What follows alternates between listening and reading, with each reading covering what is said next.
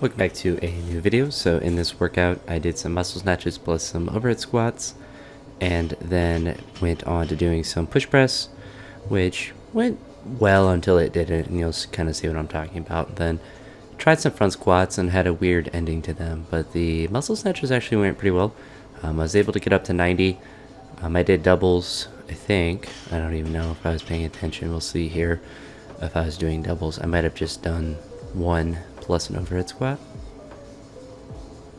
No, I was doing two. So I would do a 1 plus 1 on the second one. I would do the overhead squat there. I had forgotten whether I had done doubles or not. I see Lasha doing a lot of doubles when he's working up, just whether it's snatches or muscle snatches. And I figured I would implement this at least for the lighter sets for muscle snatches. It's an easy way to get some extra work in. And at least up to 70. That's kind of the number that I think will be good to really do a lot in the muscle snatch, because I can still move it fast. It's always going to look the best. If I go anything above that, it turns into more of a press, which doesn't mean that I won't go above it. I still like going above and trying to push up the muscle snatches, because it's a fun movement to do. But like 70 is like where I should be doing some doubles, or at least able to do easy doubles at. And take smaller jumps when I'm doing this, and kind of treat it more as a dynamic warm-up, and less about just trying to take big jumps to get up to whatever number I'd like to on that day. Once I got here to 80, I just did the one muscle snatch to overhead squat, and surprisingly a pretty good warm-up. And then the last couple of videos I was talking about my quad didn't, but I was pleasantly surprised when I was doing these that I was feeling really mobile, at least in my lower body. My upper body felt fine too, but I was particularly surprised in how my lower body felt.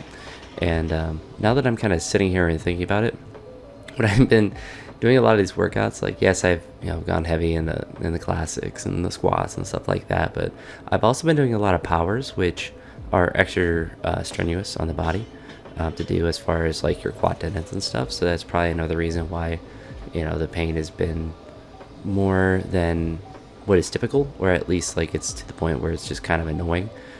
I can still train through it and it's not bad, but it's something that probably makes sense why I don't feel it as much when I do full snatches, and then I feel it more when I'm like setting it for cleans because of that partial squat. So I should probably do just more full lifts when I'm doing like these push presses. It will probably make my legs feel a little bit better, and it will honestly be better just as far as like a squat volume standpoint. There I was able to get up to 120 in the push press. Not able to do this 127. Unfortunately, my left arm just stopped pressing. I was actually going to be able to lock it out. It was going, and my left arm just said, nah. That's why I was there. I wasn't like dizzy or anything. I was just super close. It was like an inch away from being there. And this one wasn't really close, but it's weird. It's an oxymoronic feeling looking back at these, because I'm happy that I'm able to do these power cleans, but I realize that I'm probably just doing too much of them. it's probably stressing my body out more than I need. But I was happy with this.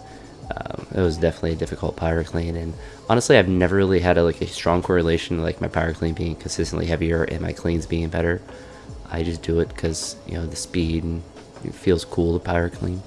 But here I actually did 4 jerks, which I think is much more beneficial. So I think when I'm looking forward at these workouts, if I'm planning a day where I'm doing some push presses and stuff, I'll just do full cleans and kind of treat it like that, because honestly, like I said, the push presses, the power cleans haven't correlated to my clean being the best. I think when I did my best power clean, it was a couple months before I did my best clean. But my best power clean is still 147, which is weird to think about, because I can almost never do a power clean with anything more than like 135 on any given day, even if I'm feeling good. Even if I pull it up high enough. It's just a bizarre day where I was able to do it once, and it was a couple months after that where I did my PR clean at 175, and even like the times where I was doing like 170 consistently, it wasn't anything that related to my cleans or my power cleans. The reason I just didn't attempt that front squat is anyone that has done a front squat before, you kind of can tell, or any sort of squat, when you take it out, if it just feels enormously heavy, and I just didn't want to go all the way down and have to try to roll it off when I was at the bottom. I kind of knew what was going to happen on there, and I was hoping it would feel light when I took it out of the rack, but when I had it there, I was like, not worth it, and I just dropped it. It took too big of a jump from 143 to 170, and that was another reason why I didn't feel bad about giving up because that 143 didn't feel that great. But you know, it is what it is. I got some work in, got a lot of work in the jerk in with that 4 jerks, with that 130.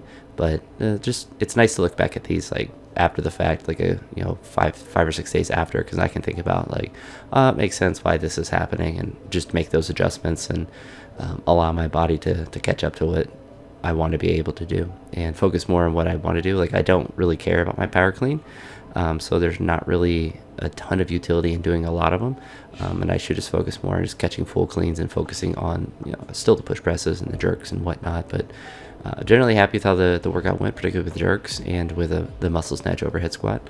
I don't know how much I'll always do overhead squats with the muscle snatches, but it could be a nice thing to do on lighter days because you just can't go as heavy. So something to keep in mind for myself when I'm, you know, writing my own stuff.